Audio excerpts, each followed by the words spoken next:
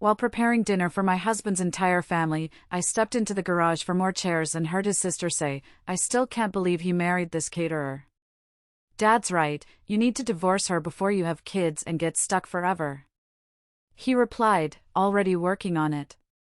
My lawyer says we can take half her business too." I returned with the chairs and continued hosting with a perfect smile. 3 days later, my WhatsApp was flooded with 47 desperate messages begging me. "Hello everyone. Thank you for being here with me today. Before I begin my story, I'd love to know which city you're joining us from. Please feel free to share in the comments. Now, let me take you into this story." Something felt off about Preston the week before his family dinner. It wasn't the normal kind of off, like when he was stressed about a case at the law firm or annoyed that I'd left a stack of my catering invoices on the kitchen island again. This was different, a subtle chill in the air that you can't quite name. He kept checking his phone when he thought I wasn't looking, his thumb swiping furiously before shoving it back in his pocket with a casualness that was anything but. He'd switch tabs on his laptop the second I walked behind him, the quick click of the mouse a little too loud in our quiet house. He started taking his calls out on the back patio, closing the sliding glass door behind him, his voice a low murmur I couldn't decipher. After 7 years together, you develop a sixth sense, a sort of marital radar. It's like how I can tell when a sauce is about to break just by the slightest change in its sheen. I knew something was wrong, but I told myself I was imagining it. I told myself it was just the pressure from his job getting to him. Look, I never thought I'd be one of those people, sitting in front of a camera, airing my dirty laundry for the world to see. It's not my style. I'm a private person. But I'm sitting here in my new, mostly empty apartment, with my dog Buster sleeping at my feet, and I have to get this out. I feel like if I keep it inside, it'll poison me. I need to tell someone what happened, and you all, my internet strangers, you're getting the front row seats to the whole damn show. For some background, I'm Eleanor, but everyone who knows me calls me Ellie. I'm 34. I own a catering and event design business, Gatherings by Eleanor, that I built from the absolute ground up. I mean that literally.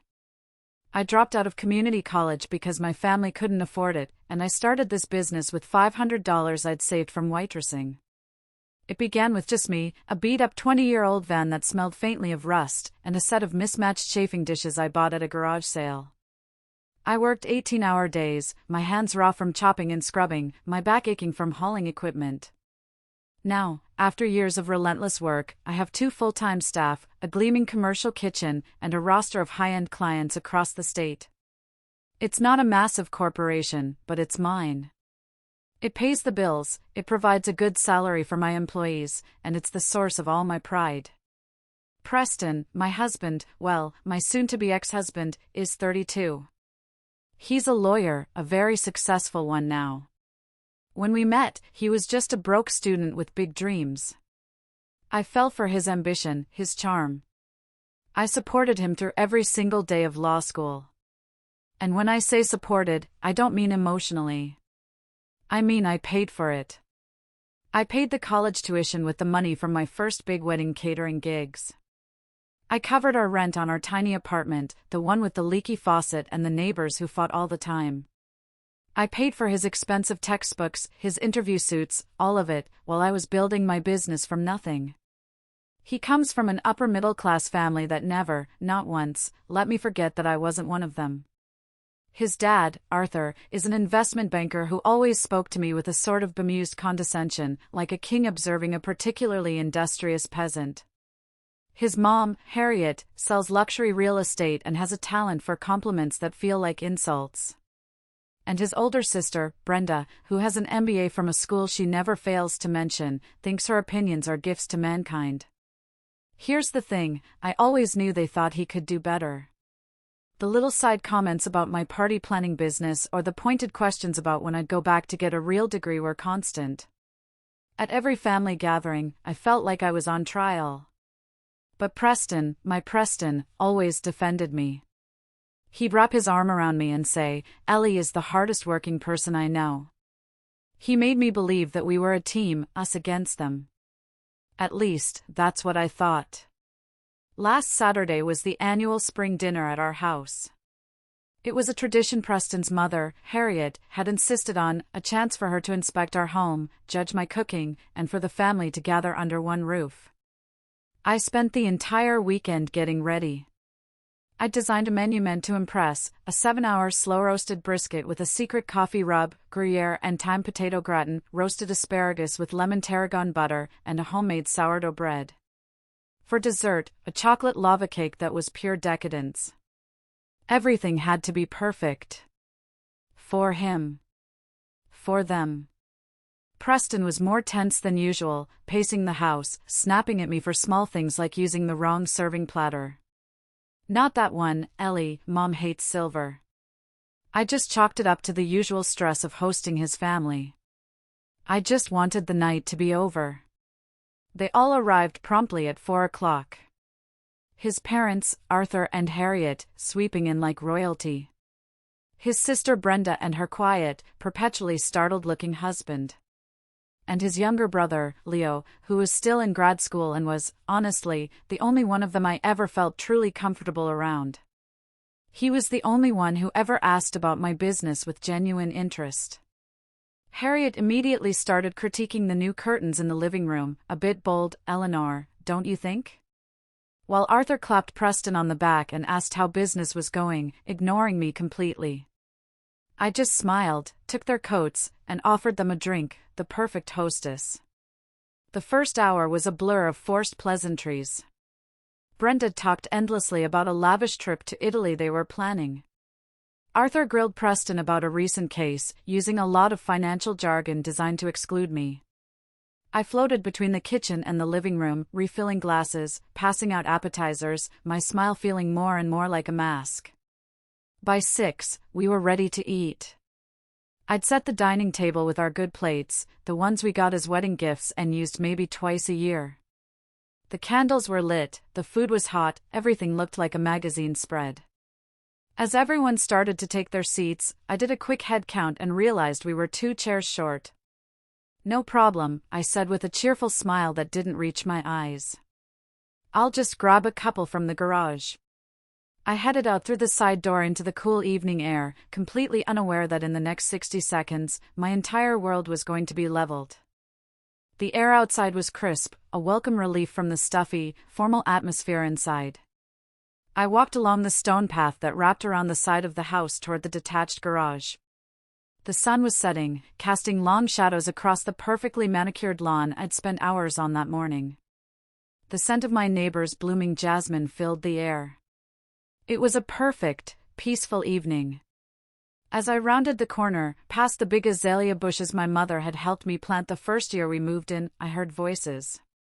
Preston and his sister, Brenda. They were huddled together near the AC unit, sharing a cigarette, a habit he'd supposedly quit years ago at my insistence.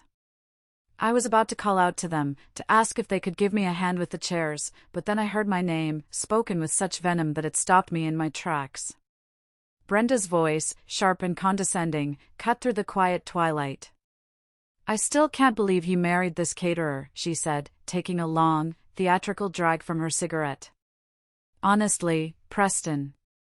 You have a real future, a real career. Dad's right, you need to divorce her before you have kids and get stuck forever.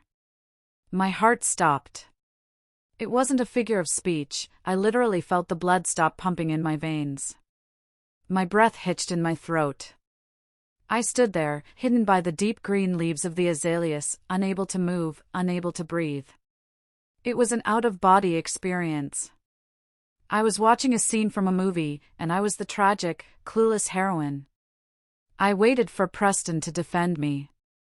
To tell his sister she was out of line. To say anything.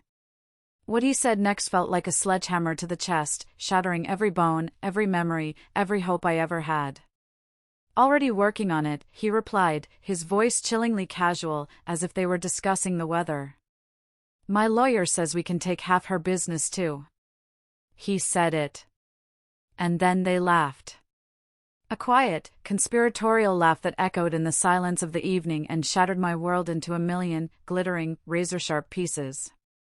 I stood there, completely numb, as they kept talking. Something about someone named Vanessa being a much better fit for him, for the image he needed to project to make partner at his firm. He'd wasted his best years with me while I was playing with food, and now it was time to cash in his investment. Have you ever had a moment where your entire reality just shifts? Where the ground beneath your feet disappears and you're in a free fall? 7 years of marriage.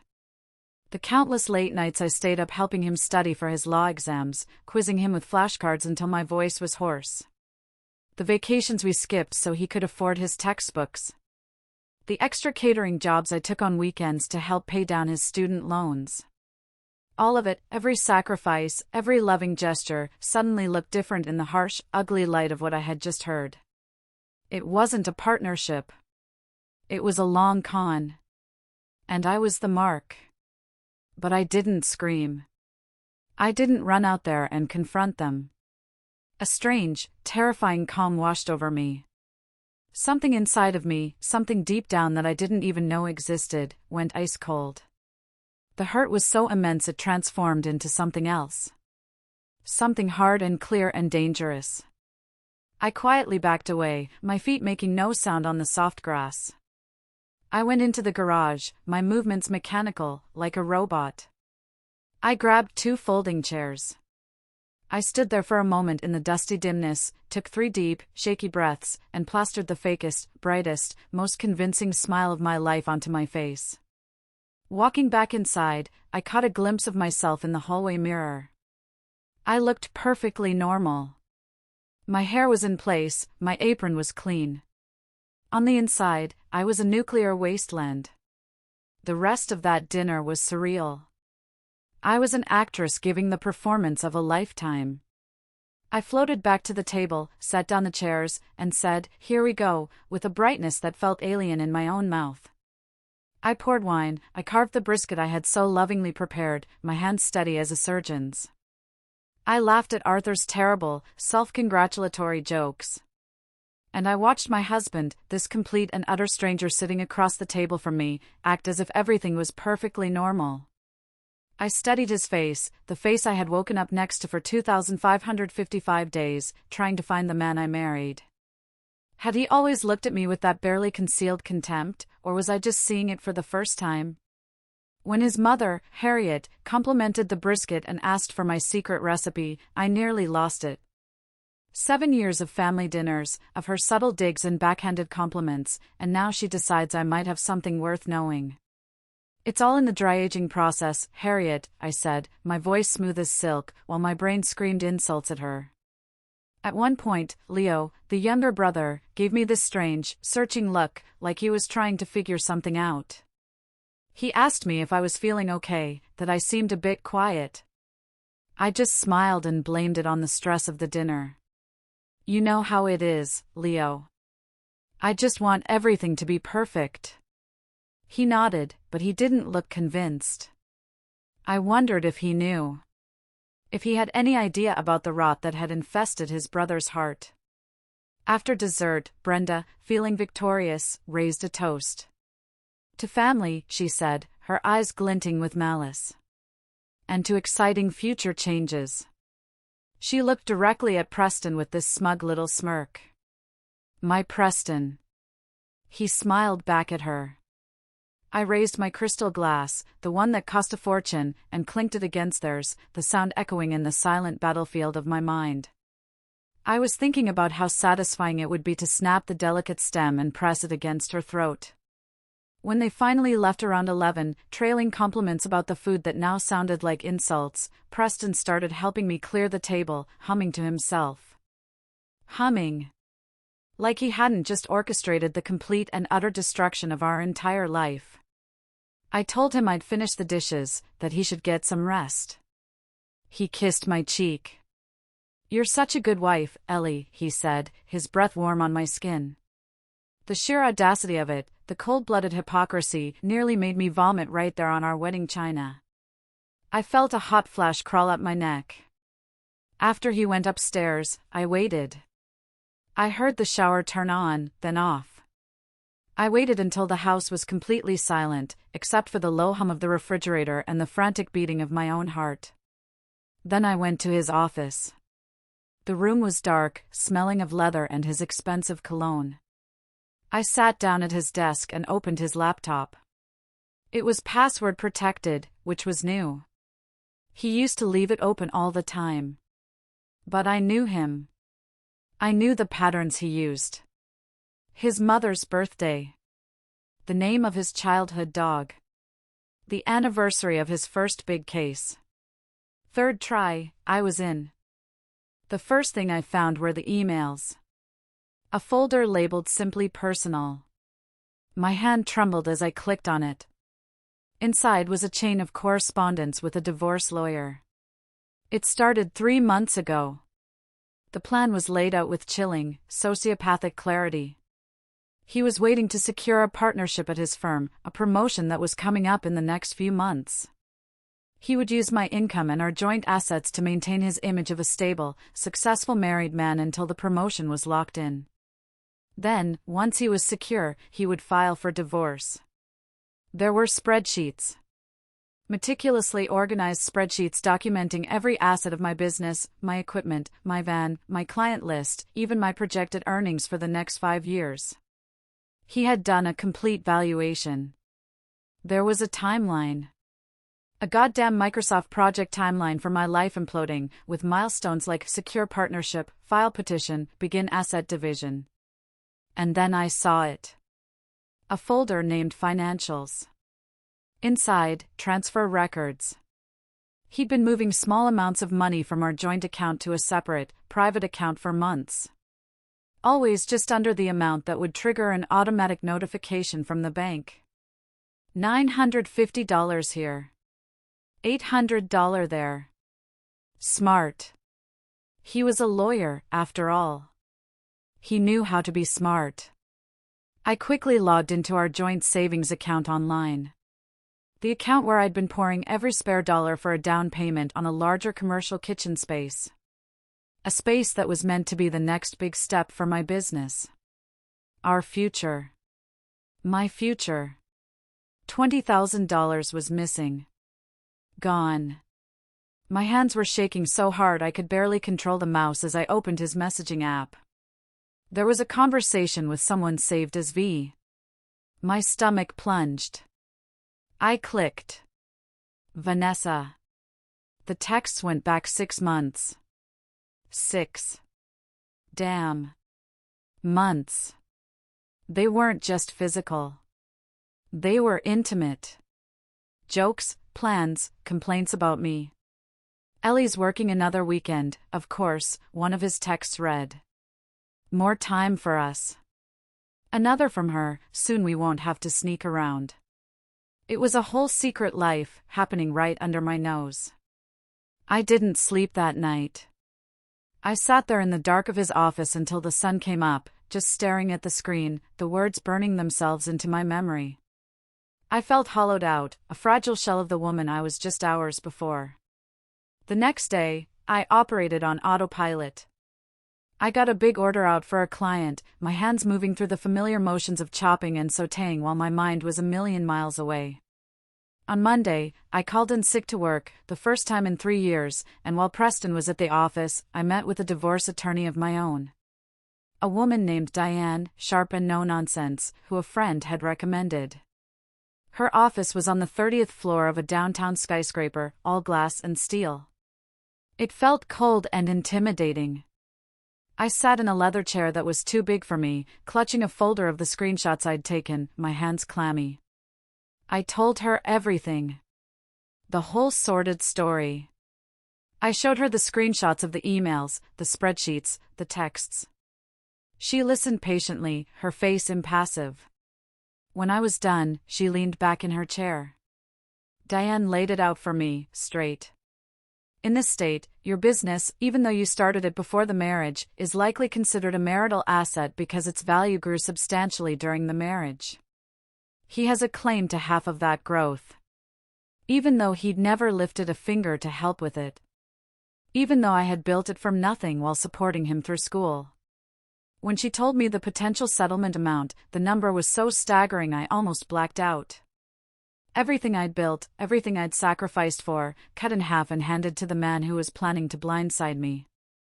I remember asking her, my voice barely a whisper, so I just let him take it? She gave me a small, determined smile. No, Ellie. We don't just let him take it. We fight. She started talking about legal strategies, amicable settlements, and minimizing damages, but my mind was already gone. Something fundamental had shifted inside me that night in his office. The grief was turning into rage. A cold, quiet, calculating rage. That night, Preston came home with soup from my favorite deli, acting concerned. Feeling any better, honey? He asked, putting his hand on my forehead to check for a fever. The performance was Oscar-worthy. I played along. I said I was just tired, probably coming down with something. I thanked him for caring. I told him I loved him. He said it back without a moment's hesitation, those 3 meaningless words falling from his lips while he was actively planning my financial execution. That night, as I lay awake watching him sleep peacefully beside me, probably dreaming about spending my money with Vanessa, something hardened inside me. A clarity I had never felt before. You see, Preston and his family had always underestimated me. They saw the flower on my apron and the lack of a fancy degree and assumed I was simple. They never understood that building something from nothing, the way I had, requires intelligence. It requires strategy. And most of all, it requires patience. Preston wants a war? Fine. But he's bringing a butter knife to a chainsaw fight. This isn't about money anymore. It's about showing him, and his entire smug family, exactly who they decided to mess with. The caterer they looked down on for 7 years is about to give them a masterclass in consequences. The morning after I met with my lawyer, Preston left for work like any other day. He kissed me goodbye, reminded me to call the plumber about the leaky faucet in the guest bathroom, and asked if I could pick up his dry cleaning. The absolute, staggering normality of it was surreal. It was like watching someone sleepwalk through a minefield they had planted themselves. The second his car pulled out of the driveway, I got to work. My first call was to my accountant, Walter, for an emergency meeting. Not at my office, and definitely not over the phone. We met at a small, quiet coffee shop down the street, a place where no one would know us. Walter is an older guy, meticulous and trustworthy, with glasses perched on the end of his nose. He's been with me since I could finally afford a proper accountant instead of doing my own taxes at the kitchen table. When I laid out the whole story for him, the color drained from his face. But then he looked even more unsettled. Ellie, he said, his voice low. I need to show you something. I didn't think much of it at the time, but now. He pulled out his tablet. It turns out Preston had already contacted him a few weeks ago.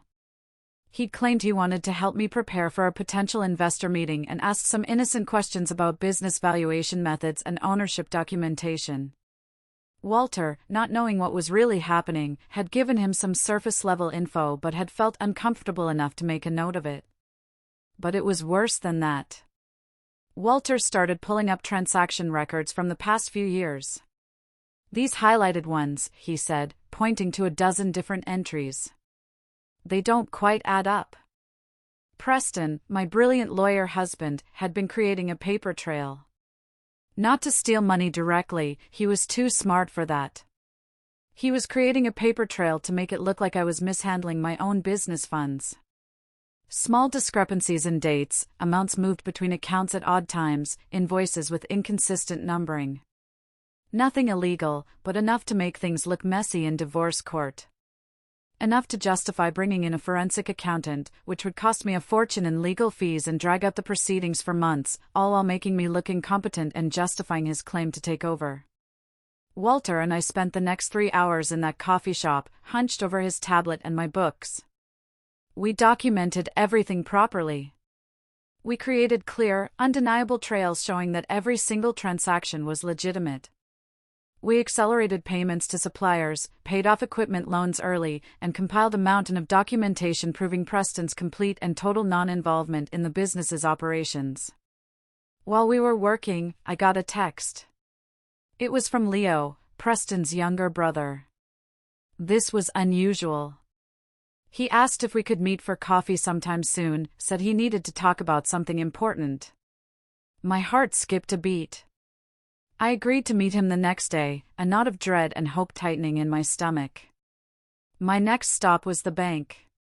I'd been stewing on something Brenda had said at that dinner, a comment about their parents helping Preston when the time comes. I had a hunch, and in my line of work, hunches often save your ass from a disaster. At the bank, I spoke with our financial advisor, a woman I'd known for years. And I confirmed what I suspected. 2 weeks ago, Preston had applied for a home equity line of credit against our house. A hellick for $200,000. The house that was primarily in my name because I had made the down payment with my pre-marriage savings. The house that I had personally renovated, adding nearly $100,000 in value with my own sweat and design skills. I was still listed as a required co-signatory, but the paperwork was already moving through the system. 1 more week, and he would have had access to $250,000 in cash that I would be partially responsible for repaying after the divorce. After the advisor helped me cancel the application, her face a mixture of shock and sympathy, I did something else. I had him move half of our joint savings into my personal account. Exactly the amount I had contributed. Was it petty? Maybe. But it was a hell of a lot less than what he was planning to take from me. When I got home that evening, I did something I'm not proud of, but desperate times call for desperate measures. I installed tiny recording devices in our living room and in our home office. Completely legal in our state, since it's my house too, but it definitely crossed an ethical line I never thought I'd approach. I needed more evidence. I needed to hear it from his own mouth, irrefutable and undeniable. The setup was tense, my hands fumbling with the tiny electronics, my ears straining for the sound of his car in the driveway. That night over dinner, Preston seemed distracted, checking his phone constantly. When his phone buzzed again, I caught a glimpse of the name on the screen, Vanessa. Who's Vanessa? I asked, keeping my voice as casual as I could while reaching for the salad bowl. The fork paused halfway to his mouth, just for a second. Oh, a new client at the firm. Very time-sensitive case. He then put his phone face down on the table. That slight hesitation, that micro-expression of panic, told me everything. Must be important if she's texting you during dinner, I said, still playing the role of the relaxed, unsuspecting wife. He gave me this tight smile. You know how it is. Some people don't respect boundaries. The irony was so thick I almost choked on my garlic bread. After dinner, he said he needed to finish some work and disappeared into the home office. I cleaned the kitchen, making just enough noise so he'd think I was busy. Then, I silently moved to the hallway near the office door, which he'd left slightly ajar. I could hear his voice. It was low and intimate. It wasn't his client voice, or his talking to family voice. It was his bedroom voice. Can't just call whenever you want. No, she doesn't suspect anything. Just be patient. The promotion is just a few months away, and then we can be together.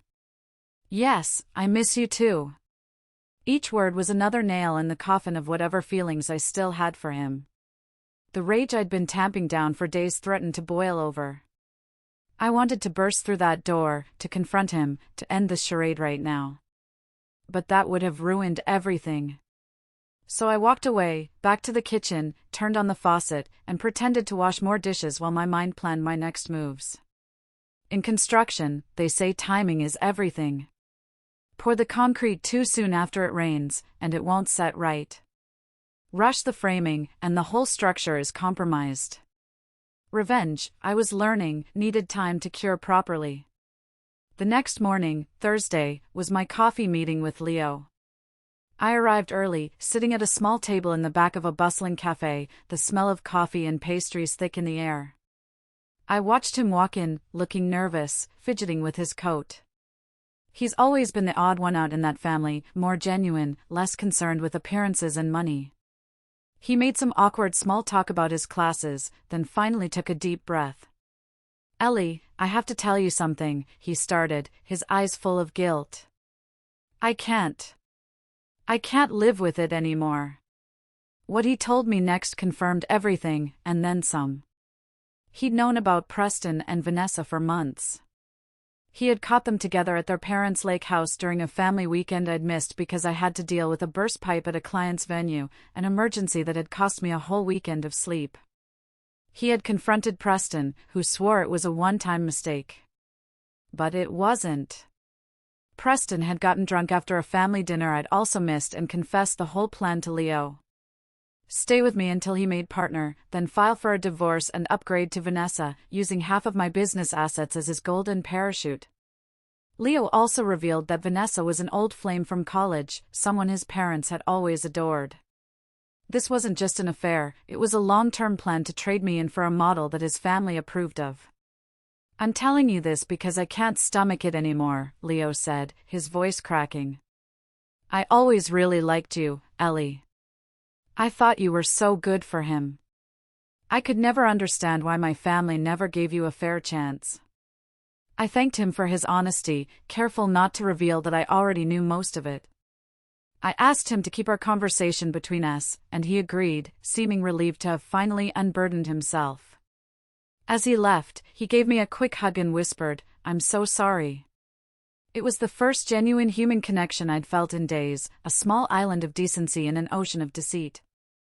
That night, I set the next phase of my plan in motion.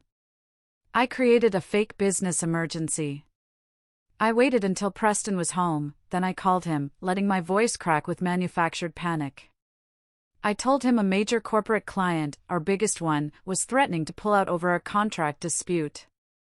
I painted a picture of potential financial disaster, of losing the contract that was supposed to fund our entire next year. I told him I was scared of losing everything we'd built. I played on his guilt, his greed. I told him I needed his support, his legal mind, and his family's advice. He hesitated. He said he had plans. "Plans with who, Preston?" I asked, letting a little suspicion creep into my voice. He backtracked immediately. I pushed harder, letting a few fake sobs escape. He finally relented. He agreed to host an emergency family dinner at our house the next night. He said he'd call his parents and Brenda. Perfect. The trap was set. The next morning, Friday, I put the final touches on my preparations. I went to the office and acted out the part of the stressed business owner, telling my staff we might have a crisis on our hands but that I was confident we could handle it. Then I went home. I set up the dining room, but this time, I hid a folder by my seat. I loaded all the evidence onto a tablet, the screenshots, the financial records, the audio recording from the home office. Everything. I had a frank conversation with my business partner and best friend, who was shocked but fully, grimly supportive. "It's about time you showed them who you really are, Elle," he said. He knew what Preston's schooling had cost me, in more ways than one. When I got home, Preston was already there, setting the table with our good plates again. The symmetry wasn't lost on me. Another family dinner. Same stage. Entirely different play about to unfold. As I headed upstairs to shower and change, he called after me, "So what's the client issue, specifically?" "I want to be prepared." I turned, giving him a tired, grateful smile. "I'll explain everything during dinner. I only want to have to go through it once." Under the hot spray of the shower, I rehearsed what I would say. How I would present the evidence. The order of revelations for maximum impact. I got dressed in the clothes Preston had always said made me look the most professional: dark jeans, a crisp blue button-down shirt, my leather shoes instead of my usual work boots. It was my costume for my final performance as his doting, clueless wife. The doorbell rang. Preston jumped, quickly ending the hushed phone call he was on. His parents arrived first, Arthur bringing an expensive bottle of wine, his handshake the same condescending grip as always. Brenda and her husband arrived next, followed shortly by Leo, who couldn't quite meet my eyes. The gang was all here. All the players were in position. As we moved to the dining room, Preston put his hand on my arm. "You okay?" he asked, his voice a perfect imitation of genuine concern. For a split second, I almost doubted everything. I almost wondered if I had constructed an elaborate conspiracy theory out of coincidences. Then his phone buzzed in his pocket. I saw Vanessa's name flash on the screen before he quickly silenced it. And any last shred of doubt evaporated. I took my seat at the head of the table, the folder of evidence beside my plate. Preston sat to my right, his father to my left. As Harriet asked about the wine, I caught Leo watching me with a strange expression, part curiosity, part dread. He knew something was coming. He just didn't know what. I stood up, wineglass in hand, and everyone fell silent, expecting me to explain the business emergency. I smiled, looking at each of them in turn, saving Preston for last. "Before we get to the reason I called this meeting," I said, raising my glass, "I'd like to propose a toast." The confusion on their faces was just the beginning. To family. To loyalty. And to finally seeing things clearly. I sat down calmly and took a sip of Arthur's expensive wine. The room was silent, waiting. So, I began, pulling out my tablet. "About this business emergency I mentioned." Preston squeezed my hand under the table, an encouraging gesture. The absolute performance of it. I almost had to admire his commitment. "Well," I continued, "I've discovered some serious problems that threaten everything I've built. Problems developing right under my nose." Arthur leaned forward, his eyes gleaming with barely contained smugness. "Financial issues? Cash flow problems? I've always said your business model seemed precarious, Eleanor." "Actually," I said, connecting my tablet to our smart TV with a single tap. The screen flickered to life. "The problem isn't with my business. It's with my marriage." The room went absolutely silent. Preston's hand froze on mine. "Ellie," he whispered, his voice suddenly tight. "What are you doing?" "Here's the thing. When you're demolishing a structure, you don't start with the roof. You undermine the foundation first." So I played the audio file. The recording of Preston and Brenda from the previous dinner filled the dining room. Brenda's sharp voice, "Divorce her before you have kids and get stuck forever." And then Preston's, casual and cold, "Already working on it. My lawyer says we can take half her business too." I watched each face around the table. Brenda went pale, her mouth opening and closing like a fish. Harriet covered her mouth with a perfectly manicured hand, a horrified gasp escaping. Arthur's jaw clenched so hard I thought he might crack a tooth. And Leo just closed his eyes, like he was watching a car crash he'd known was coming. Preston just sat there, paralyzed, as his carefully constructed plan imploded in real time. Next, I swiped to the next screen. Screenshots of his texts with Vanessa. Carefully edited to be damning but not pornographic. 6 months, Preston," I said, my voice quiet but carrying across the silent room. "You've been seeing her for 6 months, while I've been working 60-hour weeks to build our future." I turned to his parents. "Did you know he was cheating? Or just that he was planning the divorce?" Arthur tried to interrupt, sputtering something about privacy, but I wasn't done. I swiped again. The spreadsheet. "This," I announced, "is what I invested in our future." On the screen, in bold letters, was the final tally of every penny I'd spent putting Preston through law school. Tuition, books, rent, the bar exam prep course, even the interest I could have earned on that money if I'd invested it in my own business. The grand total, $143,682. Next screen. Documentation of his secret bank account. The cancelled home equity application. And this, I said, my voice hardening, is how he planned to thank me. The silence was deafening. Then, three things happened almost at once. Arthur stood up, knocking his chair backward. This is ridiculous. Preston, we're leaving. Preston grabbed my arm, his face a mask of desperation. Ellie, please, I can explain. And Brenda, the coward, tried to start deleting messages on her phone under the table. I pointed at her. Those messages you're deleting? I already have them all. The times you helped him plan this. She froze, then looked at her husband, who was staring at her with dawning horror. Preston switched tactics. Tears formed in his eyes. It wasn't like that. I was confused, I was unhappy. We've been growing apart for years. Growing apart? I echoed, my voice dripping with sarcasm. While I was paying for your education? While I was building a future for us? Something inside me finally snapped. 7 years, I said, lowering my voice to a dangerous whisper. 7 years I believed in us.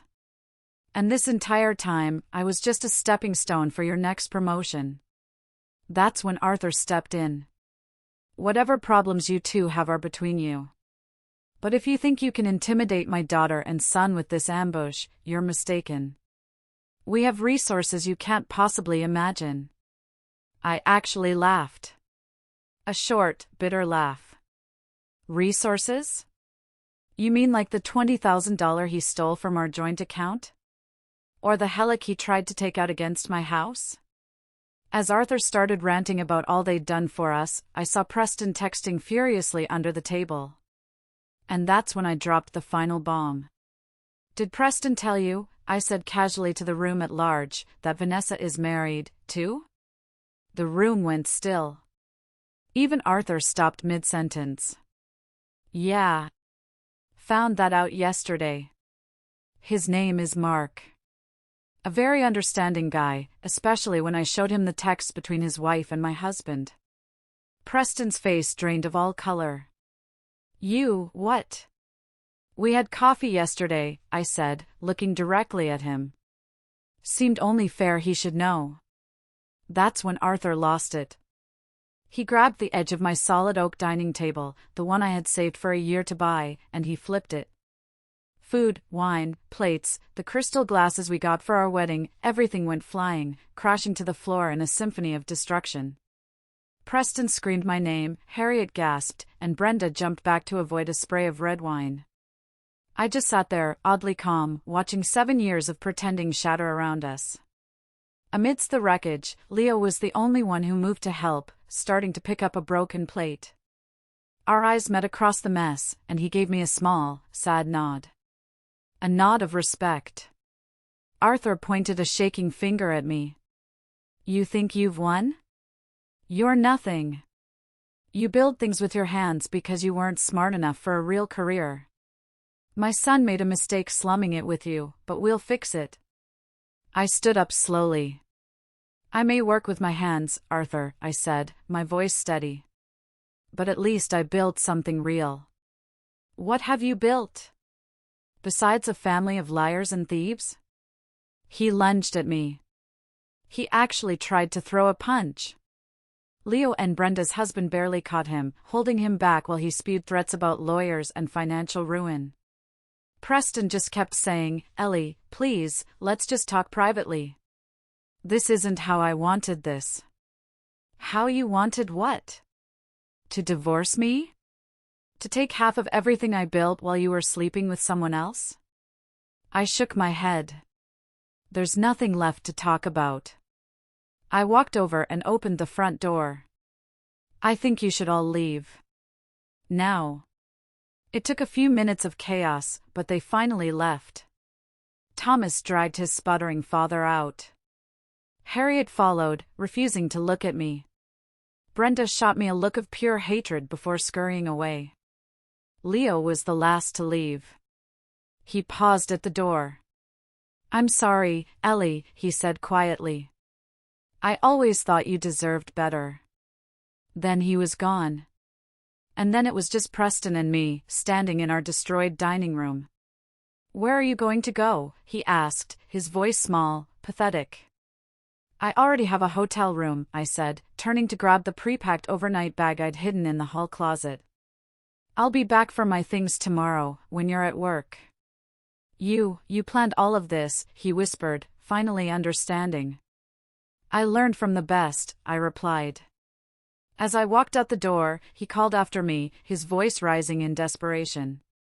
"You'll regret this." My father wasn't bluffing about the lawyers. I didn't respond. I just kept walking. Some foundations are too damaged to rebuild. You just have to tear them down and start over. Ellie takes a deep breath, a clear emotional shift in her narration. The anger is gone, replaced by a quiet strength. If you're still listening, please help me by liking this video and commenting the number 1 below. This lets me know you've given me a like, and it tells me that you're with me on this journey. Your support is a huge encouragement for me. Please, comment the number 1, and let me continue my story. That night at the hotel, I slept better than I had in months. It was a deep, dreamless, exhausted sleep. The next day, I went back to the house while Preston was at work. The ruined dining room was still a mess. He hadn't even tried to clean it up. I walked past it, went upstairs, and began to pack. It was a strange, surgical process. I took my clothes, my books, photos of my family, and all of my dog Buster's stuff. I left behind the expensive jewelry he'd bought me, the designer bags, all the trappings of the life he wanted me to live. I left a framed photo of us from our honeymoon face down on the bed. I took my key off my keychain and left it on the clean, untouched kitchen counter. I'd already found a small apartment to rent near my workshop.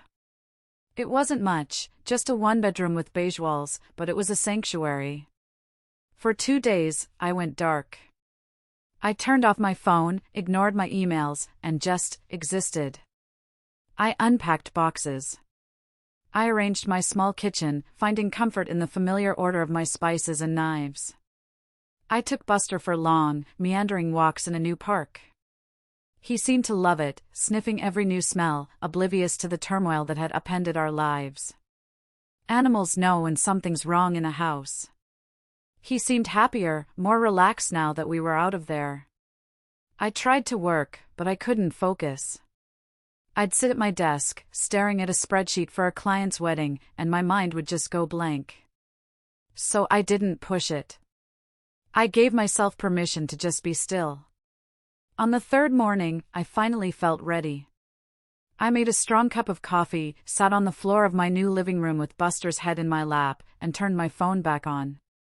It immediately started buzzing, vibrating nonstop in my hand as 3 days' worth of notifications flooded in. 47 WhatsApp messages. All from Preston. I scrolled through them, a detached observer of my own life's drama. They were a journey into the mind of a collapsing narcissist. The first ones were all caps rage. "How dare you embarrass me and my family like that, and you've ruined everything." Then they shifted to pleading, "Ellie, please call me, we need to talk, and I know I made a mistake, but we can work through this. We can go to counseling." By message 30, he was bargaining, "I'll go to therapy. I'll cut off my family. I'll do anything. Just please talk to me." Message 45 was simple, arriving late at night, "I'm sorry."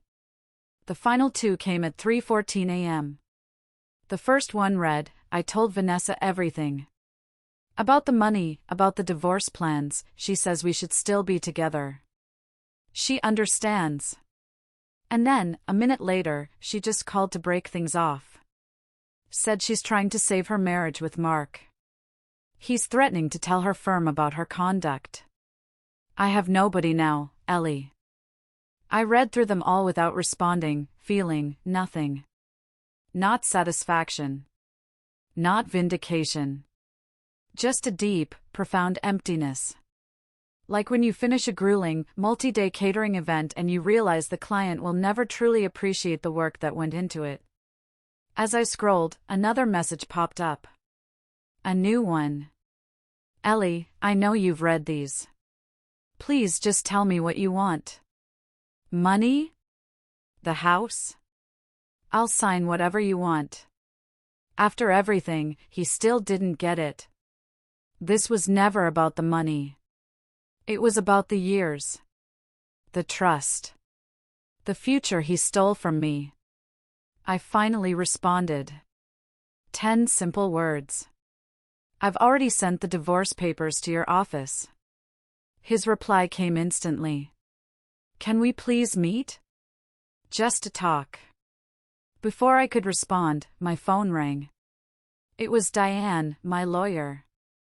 Mark, Vanessa's husband, had reached out to her. He'd done some of his own digging after our coffee meeting and discovered Preston and Vanessa had been using company funds for their little getaways.